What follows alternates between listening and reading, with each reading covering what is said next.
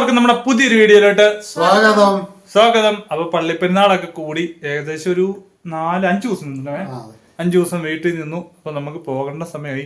2 ദിവസത്തെ അറ്റൻഡൻസ് പോയി കേട്ടോ. അത് കുഴപ്പമില്ല. ചെന്ന് കഴിഞ്ഞ് നോട്ടും കാര്യങ്ങളൊക്കെ എഴുതിയെടുത്തോളം നമുക്ക് വരാതിരിക്കാൻ പറ്റാത്തൊരു സിറ്റുവേഷൻ ആയിരുന്നു. പള്ളിപ്പെരുന്നാൾ മാത്രമല്ല, വേറെ കുറച്ച് കാര്യങ്ങളും കൂടെ ഉണ്ടായിരുന്നു. ഒരു പേപ്പറൊക്കെ ശരിയാക്കാണ്ടായിരുന്നു. അതിനാണ് മെയിനായിട്ട് വന്നത് കേട്ടോ. അതെല്ലാം സെറ്റാക്കിയിട്ടുണ്ട്. അപ്പൊ ഇന്ന് പോവാണ്. വൈകിട്ട് ബസ്സുണ്ട് 8 മണിക്ക്. അപ്പം വീണ്ടും എല്ലാവരും ഒറ്റയ്ക്കായി അടിച്ചു പൊളിച്ച് ആഘോഷിക്കുക. മാളക്കുട്ടിക്ക് പരീക്ഷയൊക്കെയാണ്. അതുകൊണ്ട് കൊച്ചു പരീക്ഷയ്ക്ക് പോയി കഴിഞ്ഞാൽ പകൽ ഇവർ രണ്ടുപേരും മാത്രമേ ഉള്ളൂ. പിന്നെ എന്നാ നിങ്ങൾ എൻ്റെ കൂടെ വീഡിയോ എടുക്കുക, ചെടിയൊക്കെ നനച്ച് മൃഗങ്ങളെയൊക്കെ നോക്കി ഇവിടെ ഇരിക്കുക. നമ്മുടെ വീഡിയോക്ക് ലൈക്ക് കുറവാണ്. അപ്പൊ എല്ലാവരും ലൈക്ക് അടിച്ചിട്ട് വീഡിയോ കാണുക. പിന്നെ കമന്റ് ഇടുക. ഇപ്പൊ അമ്മയാണ് കേട്ടോ കമന്റിന് റിപ്ലൈ ഒക്കെ തരുന്നത്. ലേറ്റ് ആയാലും ആള് പഠിച്ചു, കമന്റിന് റിപ്ലൈ ഒക്കെ തരാൻ പഠിച്ചിട്ടുണ്ട്. അപ്പൊ എല്ലാം നല്ല രീതിയിൽ കൊണ്ടുപോകാൻ മാക്സിമം ഇവര് ട്രൈ ചെയ്യുന്നുണ്ട്. അതിന്റെ ഇടയ്ക്ക് നമ്മള് സ്പൈസസിന്റെ സെയിലുണ്ട്, പിന്നെ ചെടിയുണ്ട്, ഉണക്കിറച്ചിയുടെ വരുന്നുണ്ട്. ഇതെല്ലാം മാനേജ് ചെയ്ത് പോകണ്ടേ ഇവരെ കൊണ്ട്. ഇവർക്കും ചെറിയൊരു വരുമാനം അതിൽ നിന്ന് കിട്ടിയാൽ ഇവർക്ക് മുന്നോട്ട് പോകാൻ പറ്റുള്ളൂ. അപ്പം അത് ഇവർ നല്ല രീതിയിൽ കൊണ്ടുപോകുന്നുണ്ട്. അപ്പം രണ്ടുപേരും അടിച്ചു പൊളിച്ച് പോവുക. All the best. എല്ലാം പറക്കി വെച്ചോ? വലിയ വള്ളി പൊട്ടിച്ചു കളയല്ലേ? അത്ര സാധനം തള്ളി തിരികെ കയറ്റിട്ടേ വള്ളി പൊട്ടിച്ചു കളയല്ലത്. എന്നാ ഇങ്ങോട്ട് 2 ഡ്രസ് ഉണ്ടായിരുന്നു. അവിടെ വെള്ളം ഇല്ലാഞ്ഞിട്ടല്ല, ഞാൻ ഇട്ടിരുന്ന. ഞാൻ 5 ദിവസം കഴിഞ്ഞിട്ടല്ലേ ചെല്ലുള്ളൂ. അപ്പൊ അവിടെ ഇട്ടിരുന്ന 3 ജോഡി ഡ്രസ്സ് ഇങ്ങോട്ട് കൊണ്ടുവന്നു.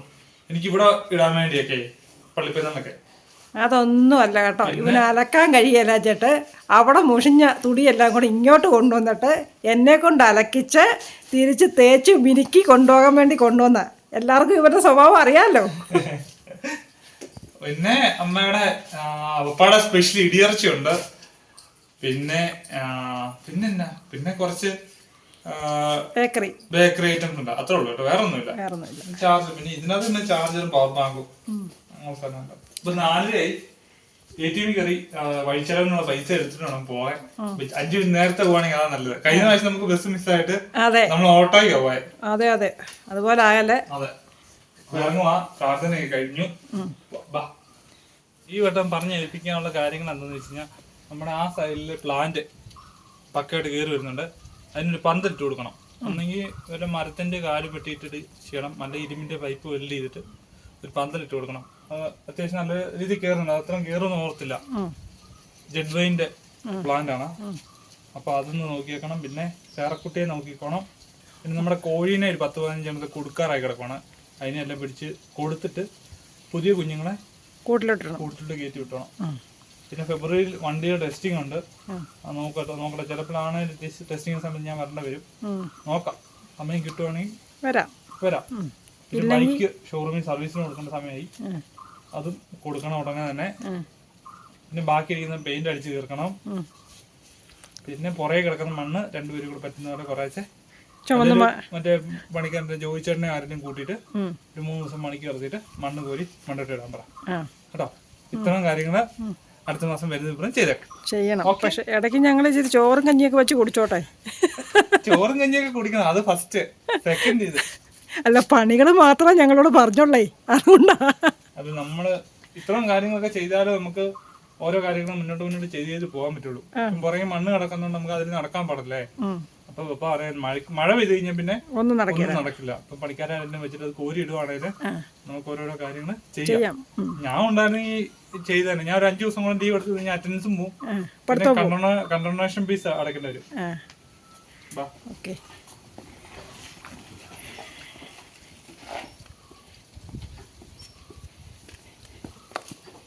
ഏതായാലും പിള്ളേരെ വണ്ടി നല്ല ഒത്തിരി സൂക്ഷിക്കുന്നുണ്ട്. കഴുകി നല്ല സെറ്റായിട്ടാണ് സൂക്ഷിക്കണേ.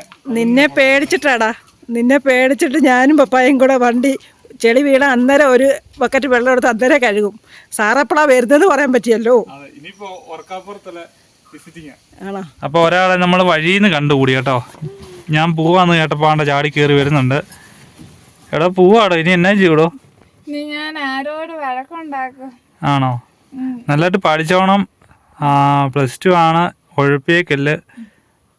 വീഡിയോ ഇട്ടില്ലേലും വേണ്ടില്ല, നല്ലപോലെ പഠിച്ചോണം കേട്ടോ. പറ്റുന്ന പോലൊക്കെ വീഡിയോ ഇടാം കേട്ടോ. അവധി കിട്ടുമ്പോഴും സമയം കിട്ടുമ്പോഴും ഒക്കെ. പിന്നെ എന്റെ കൊച്ചുമായി പഠിച്ചോണം, നല്ലോണം മിടുക്കനായിട്ട് വരണം, ഫുഡ് കഴിച്ചോണം, അസുഖം കൊള്ളയൊന്നും വരുത്തേക്കല്ലേ. ഇല്ല ഇല്ല ഇല്ല, അവിടെ ഫുഡ് കഴിക്കുന്ന മാത്രം നോക്കി കഴിക്കണം, ഇല്ല ഫുഡ് പോയ്സൺ അടിക്കും. പാനിപ്പൂരി കഴിച്ചിട്ട് 2 പിള്ളേർക്ക് പണി കിട്ടി. ഫുഡ് കഴിക്കാൻ നോക്കി കഴിച്ചിട്ട് പണി കിട്ടും. അതുപോലെ എൻ്റെ കൂട്ടുകാരന് ബിരിയാണി കഴിച്ചിട്ട് സീനായിരുന്നു. അപ്പം നല്ലപോലെ ഭക്ഷണമൊക്കെ കഴിച്ച് ഹാപ്പി ആയിട്ട് ഇരിക്കുക. കുറേ പണികളെല്ലാം ഏൽപ്പിച്ചിട്ടുണ്ട് പറഞ്ഞ് ചെയ്യേണ്ടത്. കൊച്ചിൻ്റെ ഒരു കണ്ണ് വേണം. കണ്ണ് വേണം. സേറയോട് പോവാന്ന് പറഞ്ഞു. പോയിട്ട് ഞാൻ ഉണ്ടെങ്കിൽ ഞാൻ ചെയ്യേണ്ട കാര്യങ്ങളാണ് കേട്ടോ ഇവരോട് പറഞ്ഞ് ഏൽപ്പിച്ചിട്ട് പോന്നേ. പോകുന്നതിന് മുന്നേ മാതാവിന്റെ അടുക്ക പോയി പ്രാർത്ഥിച്ചിട്ട് പോകാനായിട്ട് ഇറങ്ങിയതാ കേട്ടോ. നമ്മളെന്നും അപ്പുറത്തെ മാതാവിന്റെ അടുക്കയാണ് പോകുന്നത്. ഈ തവണ ഇങ്ങോട്ട് വന്നു കേട്ടോ. അല്ല, ഇവിടെ ഇറങ്ങി നേർച്ചയിടാറുണ്ട്. പ്രാർത്ഥിച്ചിട്ട് പോയേക്കാന്ന് വെച്ചു. പ്രാർത്ഥിച്ചോ? കറിയോ? നമ്മുടെ ശ്രീകുട്ടൻ ബാഗൊക്കെ ആയിട്ട് ബസ് വന്നിട്ടുണ്ട്. അങ്ങോട്ട് അപ്പുറത്തോട്ട് മാറി നിന്നു. കുറേ ആൾക്കാരുണ്ട് പോകാനായിട്ട് കേട്ടോ. ഒരു ചേട്ടനും 2 ചേച്ചി കുഞ്ഞുങ്ങളും ഒക്കെ ആയിട്ട് അവരും പോകുന്നുണ്ട്. അവരും കുമ്മളിക്കാം. ശ്രീകുട്ടൻ അപ്പുറത്ത് പോയി നിന്നു.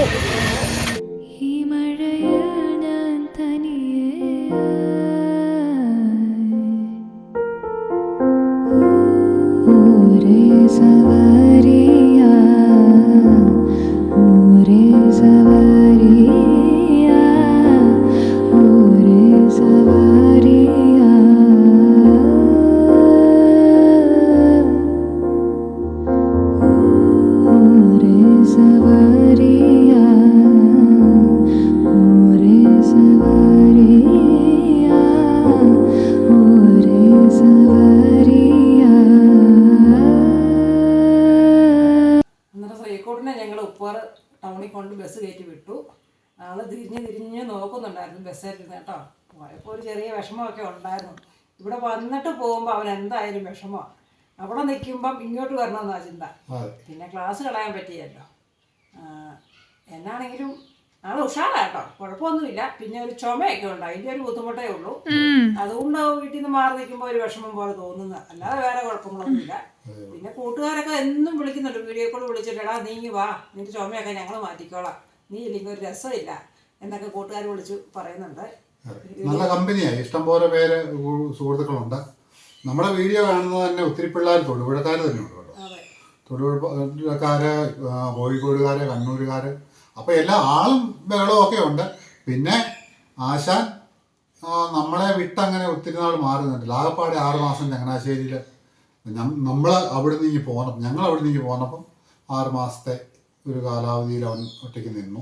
അന്നാരവും ഉണ്ടായിരുന്നു, ആദിത്യൻ കൂട്ടുണ്ടായിരുന്നു. ആദിത്യൻ മിക്കവാറും പോയി കൂടെ കിടക്കുകയും അവൻ്റെ വീട്ടിലോട്ട് കൂട്ടിക്കൊണ്ട് പോവുകയും ഒക്കെ ചെയ്യുമായിരുന്നു. അപ്പോൾ പഠിത്തമല്ലേ പ്രധാനം. ജീവിതത്തിൽ എന്തെങ്കിലും ഒരു തൊഴിൽ കയ്യിലുണ്ടെങ്കിലേ കാര്യമുള്ളൂ. ശ്രീകുട്ടൻ കാര്യം 3 വർഷം ഇവിടെ നിന്നപ്പം അവന് ഈ വീടിൻ്റെ കാര്യങ്ങളെല്ലാം നമുക്ക് ചെയ്തു തന്നു.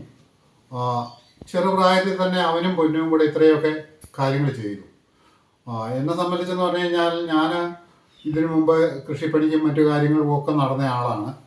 നമ്മുടെ വീഡിയോ കാണുന്ന എല്ലാവർക്കും അറിയാം നമ്മൾ എവിടെ നിന്നാണ് നമ്മുടെ തുടക്കം, നമ്മളെങ്ങനെയാണ് വന്നത് എന്നുള്ളതെല്ലാം നമ്മുടെ ഫാമിലി മെമ്പേഴ്സിന് എല്ലാവർക്കും അറിയാം. അപ്പം ഈ കുഞ്ഞുങ്ങൾ രണ്ടും ദൈവാനുഗ്രഹം കൊണ്ട് അവർ 2 പേരും കൂടെ അവരുടെ 2ൻ്റെയും കഷ്ടപ്പാടും പിന്നെ നമ്മുടെ കുറേ പരിശ്രമവും കൊണ്ടാണ് ഇത്രയൊക്കെ നമുക്ക് സമ്പാദിക്കാനും വീട് ഉണ്ടാക്കാനും ഒക്കെ സാധിച്ചത്.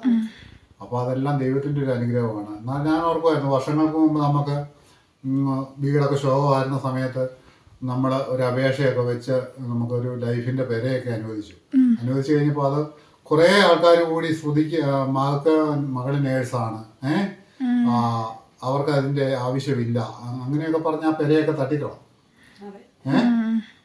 അതെല്ലാം നമുക്ക് അർഹതപ്പെട്ട ആ വീടായിരുന്നു, പക്ഷെ അതെല്ലാം നമുക്ക് തട്ടിക്കളഞ്ഞു. അന്നൊക്കെ തന്നെ ഞാൻ ഓർക്കും കേട്ടോ, ദൈവമേ നമുക്കൊരു വീട് വെക്കണമല്ലോ, അപ്പോൾ അത് എന്നെ കൊണ്ട് സാധിക്കുമോ? ഈ പിള്ളേരുടെ പഠിത്തവും പറ്റും പരിപാടിയെല്ലാം കാണുമ്പോൾ നമുക്ക് ഒരു പേടിയായിരുന്നു. ഇത്ര സെറ്റപ്പിലൊന്നും അല്ല, ചെറുതായിട്ട് അതെ, അങ്ങനെ ഒരു ചെറുതാണേലും ഒരെണ്ണം ഉണ്ടാക്കണം, അതൊക്കെ സാധിക്കുമോ എന്നൊക്കെ. പിന്നെ എനിക്കും വയ്യാഴിയൊക്കെ വന്നു, അങ്ങനെ എനിക്കൊരു പേടി ഉണ്ടായിരുന്നു, ഒരു വീടുണ്ടാക്കാൻ സാധിക്കുമായിരുന്നു. പിന്നെ നമ്മൾ അന്നും ദൈവത്തിനെ മുറുകെ പിടിച്ചു. അതുകൊണ്ട് നമുക്ക് കിട്ടി. അന്ന് നമ്മുടെ വീടൊക്കെ തട്ടിക്കളഞ്ഞവർ ഇപ്പോഴും ആ പഴയ അവസ്ഥയിലൊക്കെ തന്നെ കിടക്കുന്നു. അവര് സത്യത്തിൽ നമുക്ക് ആഗ്രഹം അവരും ഒരു വീട് വെച്ച് കാണണമെന്നാണ്. നമ്മളെ തട്ടിക്കളഞ്ഞാൽ നമ്മൾ അങ്ങനെയാണ്. നമ്മുടെ ജീവിതവും നമ്മുടെ പ്രാർത്ഥനയും നമുക്കറിയാം അതിന്റെ ബുദ്ധിമുട്ട്. അത് ഒരു വീടില്ലെങ്കിലത്തെ അവസ്ഥ നമുക്കറിയാം. അപ്പം ഇതെല്ലാം ദൈവത്തിന്റെ അനുഗ്രഹം കൊണ്ടാണ് ഇതെല്ലാം സാധിച്ചത്. പിന്നെ ശ്രീകുട്ടൻ എന്ന് പറഞ്ഞു കഴിഞ്ഞാല് അവനങ്ങനെ വീട് വിട്ട് നിന്നിട്ടുമില്ല. അമ്മയെ കാണാതെ അവന് നിൽക്കാൻ ഏറ്റവും ബുദ്ധിമുട്ട് അതാണ്. പിന്നെ അമ്മയെ കാണാതെ നിൽക്കാൻ അവന് ബുദ്ധിമുട്ടുണ്ട്. അപ്പം ഈ പ്രാവശ്യത്തെ വരവെന്ന് പറഞ്ഞു കഴിഞ്ഞാല് കുറേ കാര്യങ്ങളുണ്ടായിരുന്നു കേട്ടോ. 2 പേപ്പറുകളൊക്കെ ശരിയാക്കാനുണ്ടായിരുന്നു. അതായിരുന്നു മെയിൻ. അത് നമ്മൾ നോക്കിയാൽ നടക്കുന്ന കാര്യങ്ങളല്ല.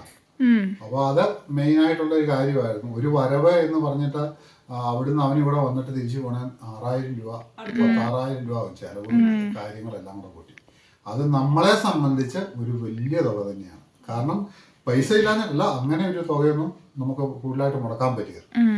അപ്പോൾ എന്തായാലും വന്നു, ചെയ്യേണ്ട കാര്യങ്ങളെല്ലാം ചെയ്തു, തിരിച്ചു പോയി. സങ്കടമുണ്ട് കേട്ടോ.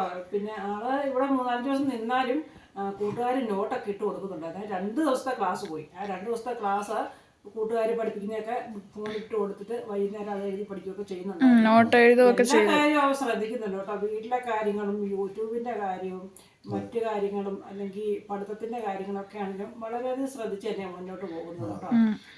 ഒരു 2 മിനിറ്റോ 5 മിനിറ്റോ ഒരു ഉഴപ്പാനായിട്ട് അവർ ശ്രമിക്കുകയല്ല. കാരണം എന്താണെന്ന് വെച്ചാൽ അവന് ഒത്തിരി ബാധ്യതകൾ ഈ 10-25 വയസ്സിനോടിടയ്ക്ക് ഒരു 50-60 വയസ്സുള്ളവരുടെ ഒരു ബാധ്യത അവൻ്റെ തലയിലുണ്ട്. അതെല്ലാം കൂടെ മുന്നോട്ട് കൊണ്ടുപോകാൻ ഒരു ദൈവത്തമ്പുരാൻ അവന് ഒരു ശക്തി കൊടുക്കുന്നുണ്ട് കേട്ടോ. അതെല്ലാം കൊണ്ടുപോയി ചേച്ചിയാണെങ്കിലും അതെ, എന്തെങ്കിലും ഒരു പോരായ്മ ഉണ്ടെങ്കിൽ ചേച്ചി ഇന്ന അതിൻ്റെ പരിപാടി എന്നാന്ന് ചോദിച്ചാൽ അവളാണെങ്കിലും പറഞ്ഞു കൊടുക്കുകയും എടുക്കുകയൊക്കെ ചെയ്യും. അങ്ങനെ നമ്മളോട് ചോദിക്കും, നമ്മളാണ് ഇന്നപോലെ ചെയ്താൽ മതിയടാ, എന്നാലും ശരിയാകത്തുള്ളൂ എന്ന് അങ്ങോട്ടും ഇങ്ങോട്ടും. നമ്മളിവിടെ വീട്ടിൽ ഇരുന്നാലും അവർ അന്യദേശത്ത് കിടന്നാലും നമ്മളെല്ലാവരും അങ്ങോട്ടും ഇങ്ങോട്ടും ഓരോ കാര്യങ്ങൾ പറഞ്ഞും പിറക്കിയും ചെയ്യുന്നുണ്ട്. ആർക്കും ഒരു ബുദ്ധിമുട്ടില്ലാതെ പോകുന്നുണ്ട്. അതാണ് പരസ്പരം നമ്മുടെ ആ സ്വരുമേ നമ്മൾ ആലോചിച്ച് കാര്യങ്ങൾ ചെയ്യുന്നത് കൊണ്ടാണ് നമുക്ക് ഇത്രയൊക്കെ മുന്നോട്ടെത്താൻ സാധിച്ചത്. അതെല്ലാം മാതാവിൻ്റെ ഒരു അനുഗ്രഹം കൊണ്ടാണ്.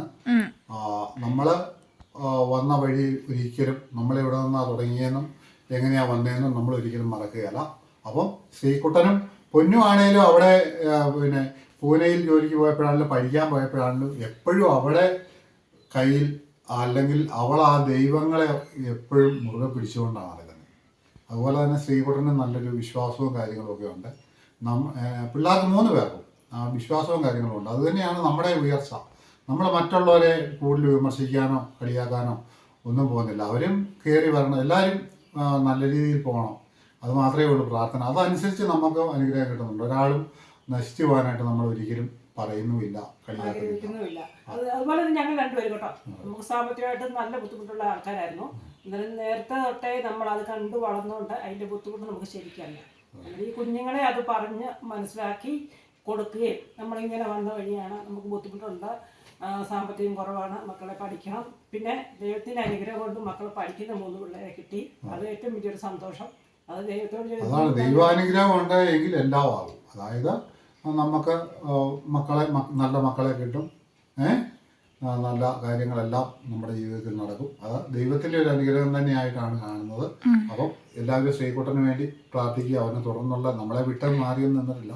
അവിടെ ഫ്രണ്ട്സും കാര്യങ്ങളും ഒക്കെ ഇഷ്ടം പോലെ ഉണ്ട്. എന്നാലും നമ്മളെ വിട്ടവനാകുന്ന മാറി നിൽക്കാത്തതിൻ്റെ ഒരു ബുദ്ധിമുട്ടുണ്ട്. അതിപ്പോ ഞാൻ അടുത്ത വർഷം പഠിക്കാൻ പോയാലും എന്റെ കുട്ടമ്മനെ കാണണമെന്ന് തോന്നി ഞാൻ ഓടി വരും.